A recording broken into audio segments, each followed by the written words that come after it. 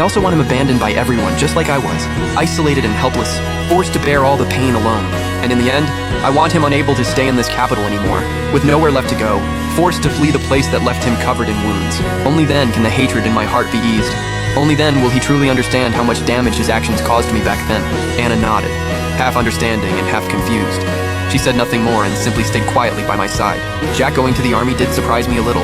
I did not expect him to still have that much backbone, willing to lower himself and suffer in the military, but I did not pay much attention to it. After all, his life had nothing to do with me anymore. Yet maybe fate loved playing tricks, because less than half a month later, news of Jack's death arrived. They said he had been poisoned to death, and the one who poisoned him was actually Lucy's former lover. No one knew Lucy had already had someone she loved. He was an ordinary scholar from a poor family. Lucy craved wealth and status, so she abandoned him. She pretended to be a homeless orphan, deliberately arranged to be rescued by Jack, and then climbed step by step into the position of Jack's personal maid, hoping to rise through him. That scholar had never forgotten Lucy. He searched everywhere for her, and finally learned she had become Jack's concubine, only to suddenly drown in the river. Heartbroken, the scholar believed Jack had caused Lucy's death, so he secretly followed Jack, wanting revenge for her. That day, Jack was on his way to the army and stopped halfway at an inn. As it happened, the owner of that inn was the scholar. While the two were chatting, Jack accidentally mentioned Lucy's death and mocked her with contempt, saying she overestimated herself, tried to cling to power, and ended up dead in the water. The scholar already loved Lucy to the point of madness. After hearing Jack's words, he flew into a rage, and the hatred in his heart could no longer be held back. So he put deadly poison in Jack's food. Jack was completely unguarded, ate the poisoned meal, and soon died from the poison in that inn. After the news spread, Jack's reputation became even worse. Everyone cursed him, saying he deserved it, and had only gotten what was coming to him. The old madam was so angry she coughed up blood, and she would not even let him enter the ancestral grave. In the end, after he died, he was only wrapped in a straw mat and buried casually in a mass grave outside the city, without even a tombstone. When Anna told me all this, I was sunning myself in the courtyard. Tom sat beside me, peeling the sour juju preserves I'd been craving lately. After hearing it, I only smiled faintly, without much emotion. He had nothing to do with me anymore. In the end, he brought it on himself. Tom looked at me, his eyes full of tenderness. He brought the peeled juju preserve to my lips and said softly, "It is all over now. From now on, things will only get better for us." I nodded and opened my mouth to eat the juju preserve. The sweet and sour taste spread through my mouth, just like my life now. After going through such bitter days, I had finally reached the sweetness of the present. My gaze landed on Tom. After these days of treatment, his legs had clearly improved. Although he still could not stand or walk for long, he could already take a few slow steps with a cane. He was still holding a small bag of sour juju preserves, all things I had been craving lately. Sunlight fell over him, coating him in a golden glow and making him look especially warm. I knew my life had already begun again. All that pain from the past, all those unbearable memories had finally become history. From now on, I would live well with Tom, raise our child, and watch his legs slowly recover. We would see the world together, spend all the years ahead together, and never let anyone or anything affect our happiness again. My eyes landed on Lucy, and I said with a faint smirk, "Looks like you and your maid had quite a night." I deliberately stressed the word maid, just to remind him of Lucy's status and see how she'd react. Sure enough, a flash of resentment crossed Lucy's face. She pressed her lips together, held back her anger, and said pitifully, "Tom was just drunk. He didn't mean it. It's all my fault. I shouldn't have stayed there." "No need to explain." I smiled, my tone calm. "Even so, the Jack family can't just ignore basic decency and let an innocent girl follow you with no title. Today, I'll make the decision. Tom will take you as a concubine. At least you'll have a title, and your grievance won't be for nothing." As soon as I finished, Tom snapped back, "Are you insane, Anna? You're actually shoving a woman at me? When did I ever say I'd take her as a concubine?" His eyes were full of anger and resentment, as if he couldn't understand why I'd want him to take a concubine, as if Lucy wasn't good enough for him. I laughed coldly inside. Of course I was doing this for revenge. Didn't he think Lucy was so wonderful? Didn't he give me up for her? Then I'd make Lucy his concubine, force him to face this maid he once treasured every day, and let him taste what it felt like to be trapped by someone he didn't want. Too bad he was too arrogant to understand my plan, and even if Lucy understood, she'd never warn him. "Tom, this is for your own good." Just as I was about to press harder, a low male voice sounded, gentle but carrying unquestionable authority. It was Jack. He sat in a wheelchair, pushed by his personal guard, slowly coming out from the courtyard. He wore a dark blue brocade robe. His face was still a little pale, but he looked much better, and his gentle gaze fell on me with a trace of hidden affection. The moment Jack appeared, fear flashed in Tom's eyes. The anger from a second ago vanished instantly. He bowed respectfully. "Uncle." Yesterday, this man had dared challenge Jack.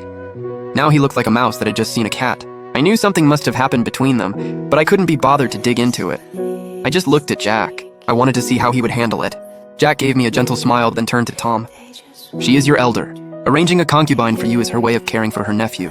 If you keep acting this rude and forgetting your place, I'll have someone bring in a strict etiquette matron to teach you some manners." Tom instantly went silent as a mouse, not daring to say another word. He lowered his head, his face shifting between pale and green. Seeing that he had finally behaved, Jack continued, "Since you look down on this maid and don't want her as a concubine, then give her a title as a bedchamber maid." A bedchamber maid ranked far below a concubine. She wasn't even truly considered a mistress of the household. She had to serve both the man and his legal wife. Even the household matrons could order her around. She would have no dignity at all. Lucy's face instantly turned white as paper. She gripped Tom's sleeve tightly. Her eyes were full of pleading as she looked at Tom pitifully. She hoped Tom would fight for a better title for her. Tom hesitated too. He liked Lucy's softness and obedience, but he also despised her maid status and didn't want to lose face by making her his concubine. But looking into Lucy's tear-filled eyes and thinking of last night, he couldn't quite harden his heart. In the end, as if making up his mind, he gritted his teeth and said, "I won't just take her as a concubine, I'll make her a favored concubine. From now on, in this household, only the legal wife will outrank her." A favored concubine still wasn't equal to a wife, but she ranked much higher than an ordinary concubine. She had her own courtyard and servants. She wouldn't have to serve others, so at least she'd have some dignity and status. Hearing that, I was instantly delighted. Everyone in the capital knew Lucy had ruined my engagement to Tom. Everyone knew Lucy wasn't innocent, and Tom was too foolish, completely blinded by her. If Lucy had no title, maybe some noble girls who didn't know the truth would still marry Tom. After a scandal like this happened in Jack's family, the old madam proved to be ruthless. After the queen gave her a warning, her hatred for Jack and Lucy only grew stronger. Once she returned home, she immediately ordered Jack to be beaten 20 times until his flesh split open and he passed out cold. After that, she did not even wait for his wounds to heal. She had him thrown into the ancestral hall to kneel and reflect, forbidding him to leave without her order. You have to know the old madam usually spoiled this grandson the most. She could not even bear to scold him, but now she had struck so hard, which showed how furious she really was. When Lucy heard about it, her legs went weak with fear. She no longer dared to act as arrogant and overbearing as before, and could only stay quietly in her little courtyard. I sneered inwardly, so now she knew how to be afraid. On the third day of Jack kneeling in the ancestral hall, news suddenly spread through the estate that Lucy was dead. They said after she learned Jack had been punished, she feared being dragged down and feared the old madam would take her anger out on her, so she packed up gold, silver, and valuables overnight to flee the capital by boat. She wanted to find a place where no one knew her and live in peace. But who knew her movements would soon be discovered by Jack's family? The servants from Jack's family rushed after Lucy. In a panic, she tried to jump into the river to escape, but forgot she could not swim. The moment she jumped in, the rushing current swept her away, and she drowned in the river. When I heard the news, I only smiled faintly. I did not feel much at all. No one would care why Lucy, who could not swim, chose to escape by water. And no one would care why she was so desperate to leave Jack's family that she would even jump into a river. Some things were clear to everyone, but they all chose to stay silent. After Jack heard about Lucy's death, he screamed and raged in the ancestral hall. He even tried to rush out and demand justice for her, but the old madam ordered people to watch him even more closely. In the end, he could only cry silently inside. After mourning Lucy for some time, he seemed to slowly accept her death and return to that seemingly carefree look. Only sometimes, when Tom and I were walking in the garden, he would hide under the corridor and watch me from afar. By then, I had already found out I was 3 months pregnant. My belly was not obvious yet, but my face had gained a softer, gentler look. His gaze landed on me with a complicated mix of regret, unwillingness, and a trace of envy even he had not noticed. His stare annoyed me, but I could not be bothered with him. After all, to me now, he was nothing more than an irrelevant stranger. None of his emotions could affect me. Luckily, he soon had no time to bother me anymore. Jack had wasted so many years, and in the capital, he was no longer considered young. The old madam hurried to arrange a marriage for him, hoping he would settle down soon and continue the family line. But after asking 10 noble families with suitable daughters, every single one politely refused. Some even had the matchmakers sent by Jack's family beaten and thrown out. They said Jack's family had bad morals, and Jack himself had a rotten character.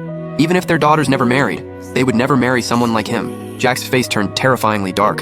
He was full of anger and humiliation, but there was nothing he could do. In the end, the only one willing to discuss marriage with Jack's family was a 6th-rank official in the capital.